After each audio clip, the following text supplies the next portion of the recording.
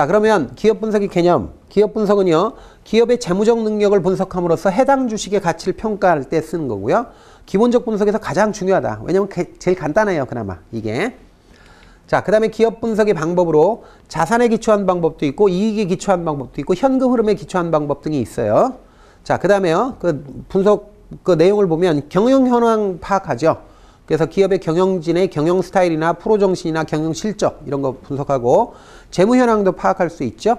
그래서 수행하고 있는 사업 유형이나 속해 있는 산업, 그 다음에 기업이 직면하고 있는 경영 환경이라든지 경쟁 기업의 재무 상태를 고려한 기업의 현재 재무 상태, 이런 것들 다 기업 분석 또는 재무제표를 통해서 파악할 수 있는 겁니다.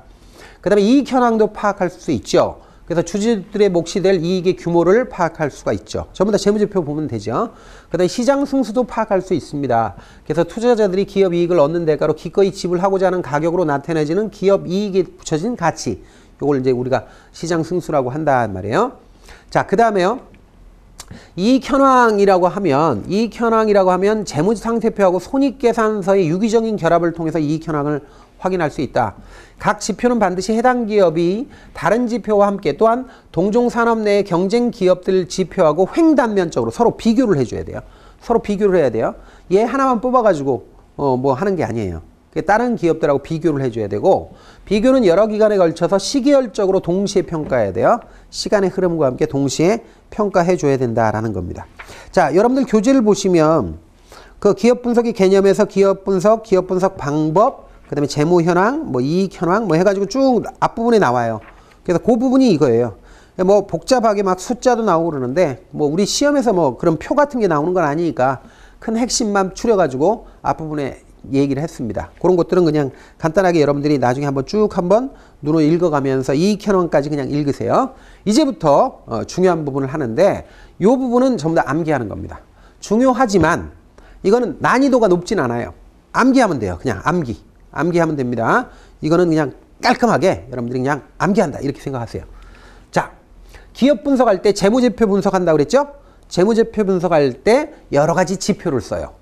그 지표를 범주화해서, 지표를 이렇게 묶어가지고 이 바구니처럼 묶어가지고 지표 범주화해서 그래서 설명하고 있습니다. 우리 교재에서.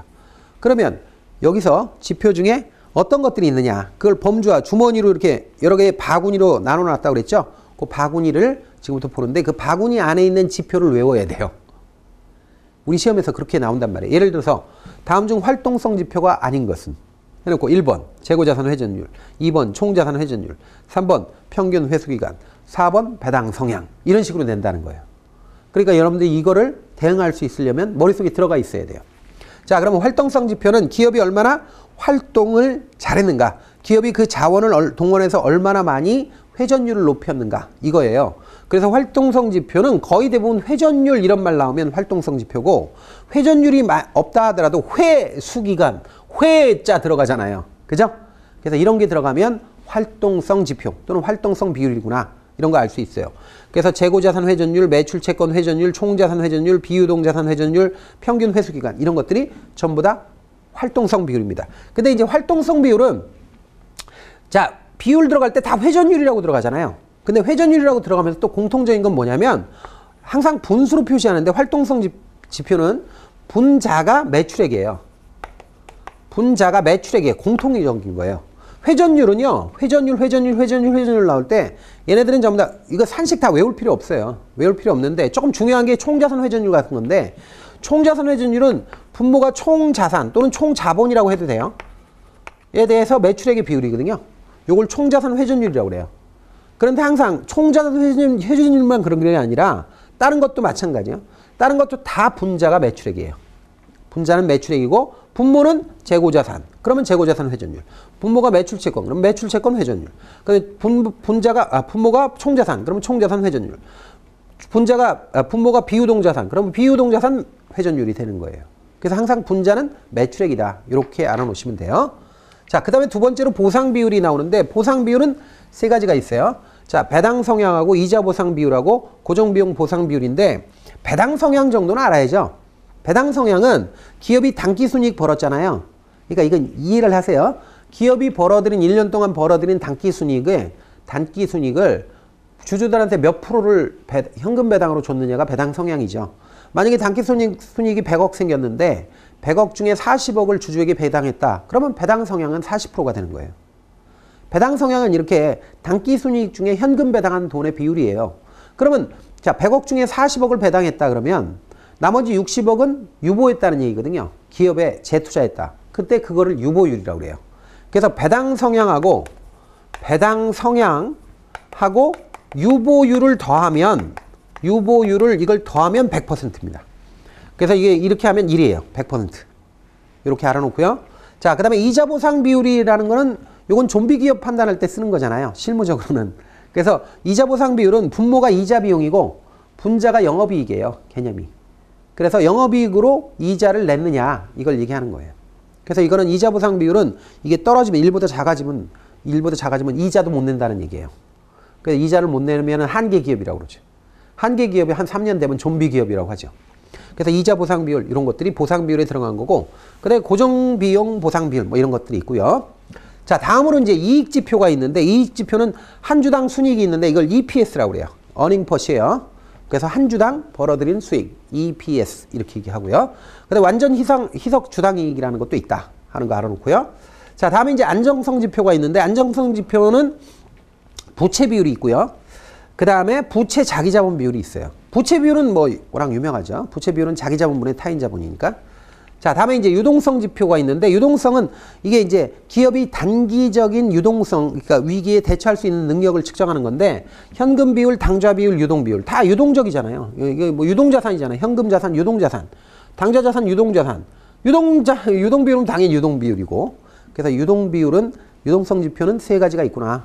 자, 그 다음에 이제 수익 지표가 나오죠. 수익성 지표. 총자산 수익률, 자기자본 이익률, 그 매출액 영업이익률 이런 거 나오는데 여러분들 이게 여기서 요 두 개가 너무 중요해요. 요 두 개 너무 중요해요. 그래서 여기 미리 말씀드릴게요. 듀퐁 방식으로 할게요. 여기서 두 개 중에 더 중요한 게 자기자본 이익률이에요. 이거 굉장히 중요하니까 지금부터 이거 뒤에 나오지만 그래도 제 얘기를 들으세요. 여기서 자, 자기자본 이익률 ROE는요. ROE는 기본적으로 산식이 자기자본분의 그 다음에 순이익이에요. 여기서 말하는 순이익은 단기 순이익이에요. 물론 이렇게 돼 있단 말이에요. 그러니까 자기자본 순이익률, 자기자본 이익률이에요. 자기자본 이익률. 자, 그런데 요걸 분해해 보면 어떻게 분해가 되느냐면 요거 미리 해놓으세요. 분해해 보면 매출액 순이익률 또는 순이익률이라고 해도 돼요. 그 다음에 총자산 회전율, 총자본 회전율이라고 해도 돼요. 그 다음에 재무 레버리지 이렇게 돼 있어요. 매총재. 그런데 이게 어떻게 되냐면 요게 매출액 순이익률이니까 매출액분의 순이익의 비율이에요. 또는 순이익률이라고 해도 돼요. 요게. 그 다음에 총자산 회전율은 총자산 또는 총자본이라고 해도 돼요. 여러분들 총자산이라고 하든 총자본이라고 하든 같은 거예요. 총자본 회전율 해도 되고 총자산 회전율 해도 됩니다. 그 다음에 회전율이니까 분자가 매출액이에요. 이렇게 됐고요. 그 다음에 재무 레버리지는 자기자본분의 총자본이에요. 총자산이라고 해도 돼요. 이렇게 돼 있습니다. 자, 그래서 요거 세 개를 곱한 거거든요. 근데 자세히 보시면 매출액하고 매출액이 분모분자니까 소거되고요. 근데 여기 총자본하고 여기 총자본도 소거돼요. 그래서 남는 건 자기자본분의 순이익이에요. 그죠? 자기자본분의 순이익. 그래서 자기자본분의 순이익이란 말이에요. 요렇게 되는데 요렇게 분해하는 걸 듀퐁 분석이라고 그래요. 그런데 요렇게 분해하는데 여기서 자, 요거 빼고 잘 보세요. 요거만 빠지면 요거만 이렇게 빠지잖아요. 그럼 요걸 뭐라고 그런다? 자, 요거를 총자산 수익률이라고 해요. 또는 총자본 수익률이라고 해도 돼요. 요게 ROE예요. ROA는 요 두 개만 ROA예요. 요거만. 근데 여기 하나 더 하면 ROE예요. 요거만은 뭐라고? ROA. 요거까지 하면 ROE. 여러분들 이거 유기적인 거예요. 굉장히 중요합니다, 이거. 기본 중에 기본이니까 꼭 알아놔야 돼요. 자, 그래서 요거만 ROA. 여기까지 합치면 ROE. 이거 알아놓으셔야 돼요. 자, 그 다음에 여기서 요 두 개만 잘 띄워보면 여기 총자본하고 총자본 지워지면 이렇게 지워지면 그러면 자기자본분의 매출액 나오죠. 요 두 개를 결합하면 요때 여기서 나오는 게 뭐예요? 자기자본 소거시키면 자기자본분의 매출액 나오죠. 그럼 요걸 뭐라고 그런다? 자기자본 하고 분자가 매출액이면 되게 회전율이라고 한다고 그랬잖아요. 이걸 자기자본 회전율이라고 한다. 이렇게 알아놓으세요. 요걸 자기자본 회전율이라고 그래요. 요 두 개를 합쳐서 자기자본 회전율 이렇게 알아놓으세요. 요거는 매출액 순이익률이라고 보통 얘기하는데 그냥 줄여서 순이익률 이렇게도 얘기해도 됩니다. 순이익률. 그러니까 여러분들 이게 복잡하더라도 어쩔 수 없어요. 이거 하셔야 돼요. 중요한 부분 제가 강조해서 한 겁니다. 자, 그러면 여기까지 여러분들이 외웠다고 해야 돼요. 제가 가정하고 해야 돼요. 그 다음부터는 이제 일사천리로 봅니다. 중요한 부분만 확인하고 넘어가겠습니다. 비율 중에. 자, 이제 첫 번째 봤던 게 활동성 지표였어요. 활동성 지표 봅니다. 자, 활동성 지표는요, 보유자산을 얼마나 잘 활용하고 있는가, 이걸 보여주는 거예요. 그래서 이제 종류가 쫙 나오죠. 거기서 비유동자산 회전율이라는 건 비유동자산분의 매출액이에요. 순매출이 매출액이에요. 그러니까 여러분들 이 산식은 중요한 부분은 제가 강조해서 얘기하지만 나머지들은까지 다 외울 필요는 없어요. 그래서 보유자산 얼마나 잘 활용하고 있는가 뭐 이런 걸 보는데 비유동자산 회전율이 먼저 나왔어요. 이게 높다면 생산공장이 효율적이고 비유동자산에 대한 충분한 투자가 미비하다 이런 거고, 자, 그 다음에 낮다면 비효율적인 생산공정에 그 다음에 열악한 생산 통제나 잘못된 구매 결정이 있다는 얘기예요. 뭐 그 다음에 나머지는 뭐 됐습니다. 읽어보시면 되겠고요. 두 번째, 재고자산 회전율이라는 게 있는데, 자, 요거는 평균 재고자산에 대해서 매출원가에 비해요. 이것도 매출이에요, 매출. 자, 높다면 재고자산의 관리 상태가 효율적 또는 재고자산의 규모가 불충분하다. 낮다면 매출액에 비해서 지나치게 많은 자금이 재고자산에 묶여서 비용으로 지출되고 있다. 이렇게 본다는 거예요. 나머지는 뭐 됐습니다. 자, 다음에 매출채권 회전율이 있는데 요것도 순매출채권에 대해서 순매출, 이게 매출액이죠. 이렇게 돼 있다. 분자가 다 매출액과 관련돼요. 자, 매출액을 현금으로 전환시키는 속도를 측정하는 거고요. 높다면 효율적인 대금 회수 정책과 자산 활용도가 있다는 거고, 낮다면 아직 느슨한 대금 회수 정책을 가지고 있다는 거예요. 자, 제가 이렇게 쭉 읽고 넘어가는 건 참고로 하시라는 거예요. 중요한 건 뭐다? 외우는 게 더 중요한 거예요. 아까 말씀드린 거. 이걸 세부적으로 하나하나 떼가지고 시험에는 별로 안 내요. 자, 다음에 평균 회수 기간이 있는데 요거는 순매출액에 대해서 매출채권 300 곱하기 순매출채권 곱하기 365일이에요. 근데 이게 이제 활동성 지표에 있다 정도만 알아놓으시면 돼요. 그다음에 이제 총자산 회전율이 있는데 이게 오히려 가장 중요한 거죠. 총자본 또는 총자산에 대한 매출액의 비율이에요. 순매출이 매출액이에요. 자, 그래서 기업이 투자한 자산에 의해 창출되는 매출액을 측정하고요. 지나치게 높다면 기업이 충분한 지원시설을 보유하고 있지 않거나 또는 생산 자본재가 더 필요하다는 신호고, 자, 요게 상승한다면 매출이 신장되거나 자산의 활용이 더욱 효율적으로 운용되고 있다는 거예요. 근데 요 총자산 회전율은 좀 중요해요. 요건 중요해요. 그래서 분자가 분모가 총자산 또는 총자본이라고 해도 돼요. 요거에 대해서 매출액의 비율이에요. 자, 다음에 이제 두 번째로 보상 비율 봅니다. 보상 비율은 기업이 부담하는 재무적 부담을 이행하는 능력을 측정하는 거예요. 대표적인 게 배당 성향이에요. 배당 성향은요, 자, 보통 주주들의 이익, 그러니까 단기순이익 같은 거예요. 단기순이익. 그 이익 중에 배당금을 얼마나 했느냐, 이 개념이에요. 그래서 요게 배당 성향이다. 그래서 배당 성향이 낮은 기업은 영업 손실이 발생하거나 운전 자본이 필요하거나 성장을 위해 현금 사용을 원하는 기업은 이제 배당 성향이 낮겠죠. 그 다음에 배당 성향이 높은 기업의 경우에 사업 계획이 없어서 이익금을 주주에게 지불하는. 사업할 게 별로 없으니까 에따 모르겠다. 주주를 많이 가져가시오. 이렇게 하는 경우도 있다는 거죠. 자, 그 다음에 이제 배당 성향이 상승한다면 원속 단계에 진입했다는 거고, 따라서 기업의 성장률이 둔화되고 있을 때 배당 성향은 높아지죠. 왜냐하면 주주들한테 배당을 많이 해주게 되면 그만큼 성장을 안 하죠. 재투자를 안 한다는 얘기니까 그렇게도 해석될 수 있다는 겁니다. 자, 다음에 이제 이자 보상 비율이 있는데, 이거 괜히 집었네요. 이자 보상 비율은요, 이자 및 법인세 전 이익을 이자 비용으로 나눈 거죠. 근데 사실은 영업이익을 보통 써요. 그러니까 분자가 되게 영업이익이고 분모는 이자 비용이에요. 그래서 영업이익으로 이자 지불 능력을 측정할 때 쓰는 거죠. 그러니까 기업이 차입 비용을 얼마나 잘 부담할 수 있는가를 측정하는 좋은 지표다. 그래서 영업이익 벌어서 이자를 부담할 수 있느냐, 이걸 얘기하는 거죠. 그래서 높으면 채권자 보험이 주주가 안정적인데 높으면 차입을 통한 추가 자금 조달이 쉬워지죠. 이게 이 비율이 높다는 거는 이자 비용을 충분히 감당한다는 얘기죠. 자, 근데 이제 이자 보상 비율이 낮은 원인은 지나친 레버리지를 이용한 공격적 경영이나 수익이 불충분할 때 나타나요. 돈을 너무 많이 빌렸다는 거죠. 돈을 너무 많이 빌리거나 그다음에 경영을 잘 못하고 수익이 안 나오고 그러면 뭐 돈 벌어서 빚을 못 갚는다는 얘기죠. 자, 이렇게 해서 이자 보상 비율 봤고요. 자, 다음에 이제 고정비용 보상 비율이 있는데 이건 뭐 그렇게 중요하지 않습니다. 그냥 슬쩍 보고 넘어가셔도 됩니다. 자, 그 다음에 이익지표 보죠. 기업이 발행한 보통주 한 주당 벌어들이는 이익을 측정하는데 이거 엄청 중요하죠. EPS. 주당 순이익. 그래서 주당 이익 또는 주당 순이익인데 요건 보통주 발행 주수분의 우선주, 이건 뭐예요? 순이익에서 우선주 배당금 뺀 거예요. 이게 이제 주당 이익이에요. 주당 얼마를 벌어들였느냐. 이 개념이에요, 그냥. 근데 이 산식 너무 외우려고 하지 마세요, 이거. 이거는 외우려고 하지 마세요. 나중에 또 나옵니다. EPS는. 자, 배당 또는 유보와 관계없이 이익금 모두를 보통주주에게 지불한다고 가정했을 때 보통주 한 주당 이익은 얼마나 벌어들이느냐 이거예요. 한 주당 이익을 얘기하는 거예요. 자, 그 다음에 요 EPS가 낮다라고 하는 거. 자, 낮은 EPS를 가지고 있다라고 하는 거는 기업이 이익을 충분히 내지를 못한다는 얘기예요. 그리고 자, EPS가 매우 낮은 경우에는 추가 자본 조달이 곤란해지고 진다는 얘기죠. 근데 이제 지나치게 EPS가 높다면 장래를 위한 투자가 미비하다. 이렇게도 판단할 수 있다는 거예요. 그 다음에 나머지 뭐 됐고요. 자, 다음에 이제 완전 희석 주당 이익이라는 개념이 있는데 요건 그냥 읽어보시면 돼요. 그냥 보통주주나 아니면 잠재적인 보통주주를 고려했다. 이 정도만 생각하고 읽어보시면 되고. 자, 그 다음에 이제 안정성 지표를 봅니다. 안정성 지표는요, 기업의 중장기적인 채무 이행 능력을 측정하며 주로 부채 비율로 판단하는 거예요. 부채 비율을 중시한다 이거죠. 부채 비율은 총 자산에 대해서 총 부채가 어느 정도냐. 그러니까 그 기업이 가지고 있는 재산에서 빚이 어느 정도냐.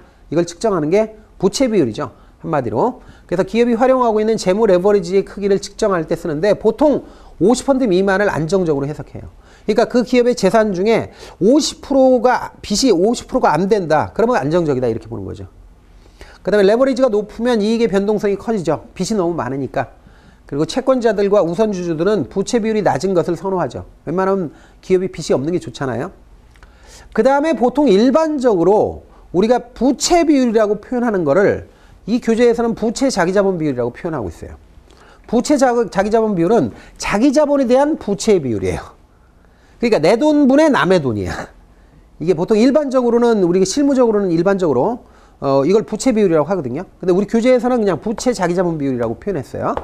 그래서 주주들이 출자한 자본에 대한 레버리지 효과의 크기를 측정하는데 보통 100% 이상의 경우에 높다고 보는 거예요. 왜냐하면 자기 자본에 대해서 빚이 100%라는 얘기니까. 그러니까 내가 투자한 돈하고 빚이 똑같아. 그럼 100%가 되는 거예요. 그래서 이건 높은 것으로 본다라는 거죠. 그래서 부채 자기 자본 비율이 높으면 주주들의 기대 수익을 증대, 낮으면 기대 수익률이 감소한다라는 거죠. 기대 수익률이 증대되거나 감소한다. 이렇게 보는 거예요. 해석만 좀 알아놓으시면 돼요. 이게 세부적으로는 잘 언급은 안 돼요.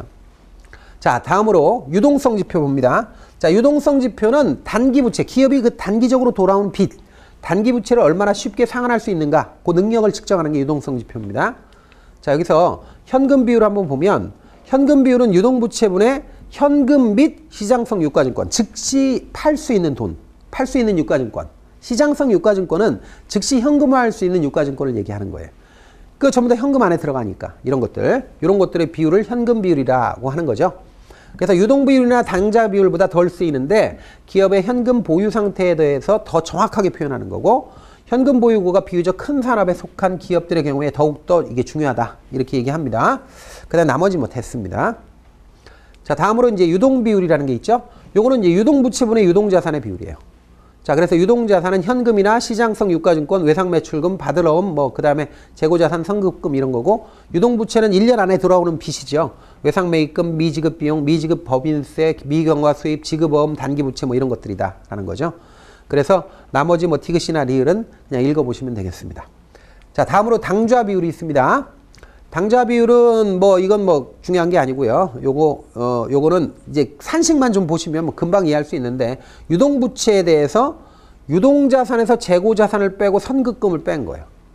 그래서 이것도 당좌자산을 얘기하는 거죠. 이게 한마디로 이게 당좌자산이죠. 그래서 요거를 측정하는 것이다. 이렇게 이해할 수 있습니다. 그래서 요 당좌 비율이 높다면 긴급한 상황에서도 쉽게 현금 동원이 가능하다. 이렇게 보는 거예요. 자, 그래서 당좌 비율 봤고요. 이제 다음으로 수익성 지표를 보는데, 수익성 지표는 중요한 게 있다고 그랬어요. 수익성 지표, 기업의 수익성을 측정하는데 첫 번째가 매출액 영업이익률이에요. 요거는 순매출액, 매출에 대해서 영업이익이 어느 정도냐 이걸 측정하는 건데, 이건 뭐 크게 중요한 건 아닙니다. 자, 그 다음에 총자산 이익률 ROA 나왔어. 여기 제가 지웠는데 여기가 ROA였고 여기가 ROE였어요. 굉장히 중요하다고 그랬어요. 그럼 ROA 보면 자산의 이익 창출 능력을 측정하는 거고요. 자산의 효율적 활용도와 순이익률에 영향을 받는다. ROA가 떨어진다는 것은 기업이 쇠퇴하고 매출이 준화되고 효율성이 하락하고 부적절한 경영 정책 등이 있다는 걸 의미해요. 자, 여기서 ROA는 총자산분의 순이익의 비율이에요. ROA라는 게 그런 거 아니에요. 어? 여기 보시면 여기까지가 ROA라고 그랬잖아요. 그럼 뭐예요? 여기 매출액 지워지면 총자산 또는 총자본분의 순이익의 비율이잖아요. 총자산을 총자본이라고 해도 된다 그랬잖아요. 그래서 총자산분의 순이익의 비율이니까 ROA. 이거는 자, 매출액분의 순이익률, 그 다음에 총자산분의 매출액이니까 여기 매출액 지워지면 총자산분의 순이익만 남잖아요. 이게 주폭 분석을 하면. 자, 그래서 매출액 순이익률 또는 순이익률이라고 해도 돼요. 곱하기 총자산 회전율. 이거 두 개 곱한 거라고. 그래서 요거라고요. 매출액 순이익률이 요거란 말이에요. 이걸 순이익률이라고 해도 돼요. 요거하고 총자산 회전율. 요거하고 두 개를 곱한 거라고. 요게. 이거 의미를 잘 알아야 돼요. 이거 중요한 거니까. 자, 그 다음에 자기자본이익률. 자기자본이익률은 자기자본물의 순이익인데 요게 좀 불충분해. 그래서 제가 여기다가 써놓은 거예요. 뒤에 또 나오기 때문에 이거 해야 돼요. 그래서 ROE는 요 세 개예요. 세 개. 매출액 순이익률, 총자산 회전율, 재무 레버리지라고 해서 자기자본분의 총자산까지 이렇게 해가지고 세 개예요. 이렇게 알아놓으셔야 돼요. 그래서 자기자본이익률까지 요거 정확하게 외워야 됩니다. 안 외우면 안 됩니다. 그래서 이 자기자본이익률은 이 기본 산식 이건데 이걸 또 해석도 잘해야 돼요. 그래서 자기자본이익률은 기업이 자기자본을 근거로 하여 이익을 창출시키는 능력을 측정한다 라고 하는 거고, 재무분석에서는 가장 중요해요. 가장 중요한 비율이고, 이거 듀퐁 분석까지 해야 돼. 여기까지 다 해야 된다고, 이거까지. 그 다음에 자산의 효율적 활용도와 부채의 조심스러운 사용의 함수이기 때문에 ROE 분석 시 순이익률과, 이게 이제 순이익률이 매출액 순이익률이에요. 재무 레버리지와 함께 검토해야 돼요. 재무 레버리지는 요거예요. 그래서 순이익률, 재무 레버리지까지 다 검토를 해야 돼요. 세 개 다 검토해야 돼요. 그 다음에 이제 ROE가 지나치게 높다 하면 지나치게 보수적인 회계 원칙이나 과다한 레버리지가 너무 많다. 그러니까 이게 높다는 얘기는 잘 보면 좋을 것 같은데, 레버리지가 높다는 얘기는 내 돈에 대해서 총자본이 크다는 얘기예요. 그러니까 빚을 많이 쓴다는 얘기라고. 그래서 레버리지가 있다든지 연구개발 투자에 인색하다, 이렇게도 해석할 수 있다는 얘기입니다. 자, 이렇게 해서 여러분들 여기서 활동성 지표부터 해가지고 우리가 그 재무 비율을 통해서 얻을 수 있는 여러 가지 비율을 비교했어요. 가장 중요한 게 뭐였어요? 암기부터 먼저 해야 된다는 거 말씀드렸어요. 활동성 지표가 뭐고 수익 지표가 뭐고 하는 거 구분부터 해야 돼요. 그래서 그런 내용들 정리를 하시는데, 우리 교재가 전부 다 그렇게 소개하는 방식으로 되어 있는데, 여러분들 있잖아요. 제가 강조하는 것만 산씩 외우세요. 그리고 나머지는 외울 필요는 없어요. 에? 제가 그냥 언급했다고 그래가지고 다 외울 필요는 없어요. 여기는 그게 외우는 게 중시되는 게 아니에요. 중요한 비율은 제가 강조한 거는 외우시고, 그거 아닌 거는 외우실 필요는 없습니다.